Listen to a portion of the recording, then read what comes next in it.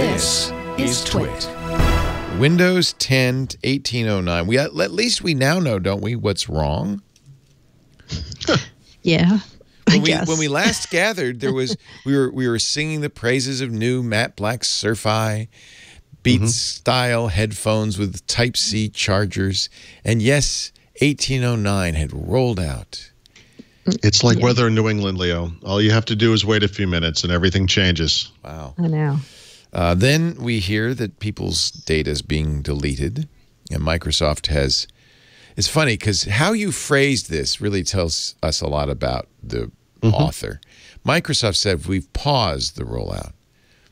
Others said they've re-yanked it. They've canceled it. They've rejected it. They revoked it. Yeah. I mean, this is probably not the right day for me to do this, but I could go through this John Cable post one line at a time. Mary Jo could grab her gong and we could have a whole episode because I find this to be the most duplicitous thing I've ever seen. It just is not. It's semi not believable. John Cable being the Microsoft person who explained what was happening. Right. Yeah. Okay. So what does he say, and why do you, Paul Thurrott, find it duplicitous or delicious? Because he contradicts himself a bunch of times. Okay. You know, there's a tiny number of people that this impacted. Like I said, let's give the number. Let's give the number they said. 1/100th of 1%, which is 1 in 10,000. And Paul and I both said when we saw that number, and we've heard from every single one of them, obviously. Well, but wait a minute. How many people do you think got the? Because you had to be a seeker, right? This didn't yet get pushed out. Right. So what do you think? 1 million, 2 million? Yes and no, right? I mean, I do feel like there's a segment of the population. Granted, these are probably not people like my wife or normal people who occasionally will go into Windows Update and see if there are updates, right? They want to be up to date. They want to make sure the computer's okay. Yeah.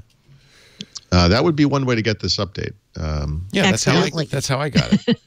Right. I just the whole seeker thing has always bothered me because it really is being deployed. There's kind of a shadow word of games going on here where we're going to pretend we're not broadly deploying it, but actually, if you click the button, you'll get it.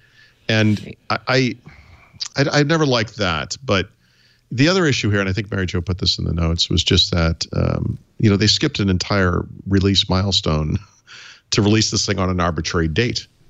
Yeah, they never did a release preview swing.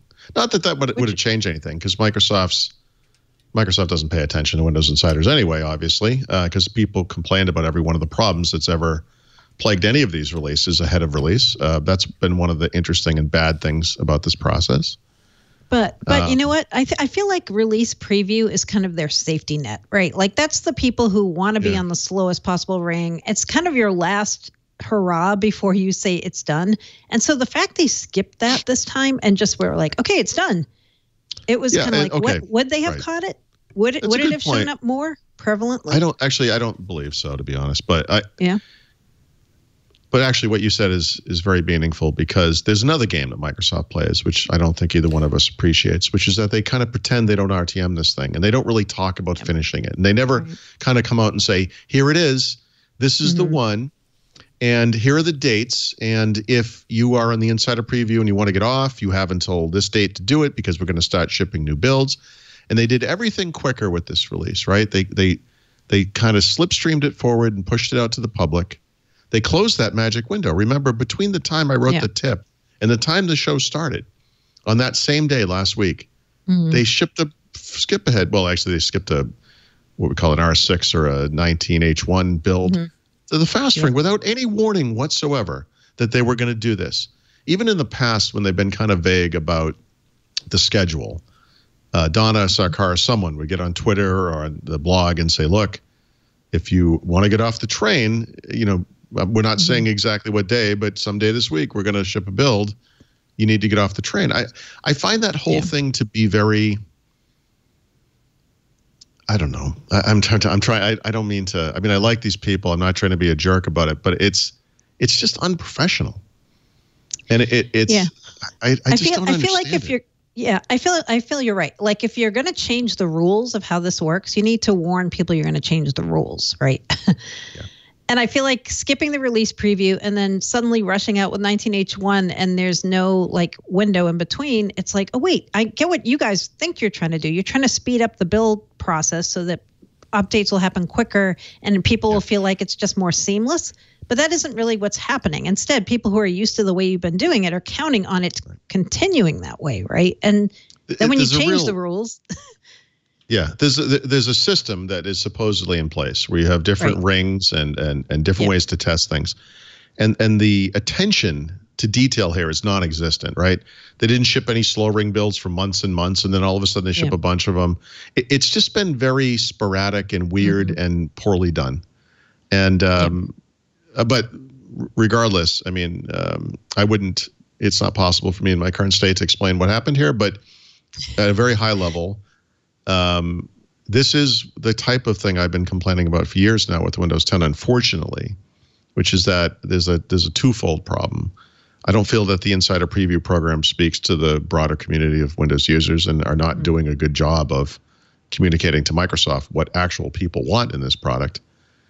And Microsoft is not taking the feedback that they're providing and doing anything meaningful with it.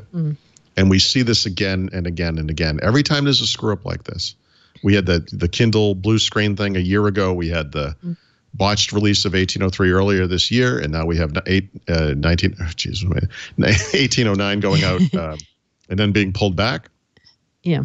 Every single time, whatever the issue was, people had in fact provided that feedback that this is a problem and you need to fix it, and they just ignored it.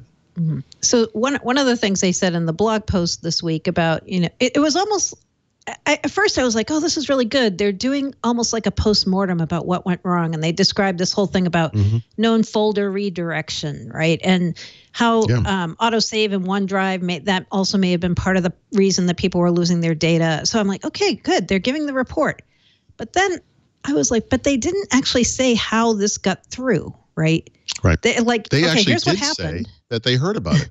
That's the right. They amazing said they heard about it. Right. They and said they so knew then about it. They did, and then they which is good that they admitted that, right? I guess. but then, then their solution going forward, which we don't know that much about, is they're going to have some kind of a severity indicator in the feedback hub now, so that people can upvote when something is very severe, and make it more apparent to the engineers on the team that, hey, I'm not just complaining like dark mode isn't dark enough. I'm complaining like my data is getting lost. Like, let's give that a higher rating. But I'm unclear how that's going to work, right? I am clear that it isn't, and here's why. A, that kind of thing should have been part of the bug reporting process from day one. Are you kidding me? You don't have any method of someone identifying how severe this problem is? B, they should already have a system in place to understand why things are severe. For example, if a lot of people report it, or the same thing, or they get a lot of upvotes on something. I think that's the point of telemetry, right? Is that you kind of analyze the data in some way that's meaningful. Right. Did they get a lot of upvotes on this though? Because when I read about this, I think from Raphael, there weren't people weren't upvoting the data loss thing, which I'm like, wait, why weren't they? Okay, but if like the Kindle thing, for example, if something you're doing as innocuous as plugging in a USB cable with a Kindle attached to it is blue screening your computer, I don't think we need to have 600 people upvoting it to understand why that's a problem. Again, this is a company that sells its AI prowess to customers, and it doesn't even have the internal tools it needs to determine what's important and what isn't important. If you see the words dark theme in a bug report, you can pretty much be assured it's not super important. I struggle with this because what's weird? This year, we've seen 2 Windows 10 feature updates that have been completely devoid of nonsense new features, right? Really high quality from a content standpoint. On the flip side, Windows has returned, the development of Windows, the core development of Windows has returned to the adults at Microsoft, the Azure group, right?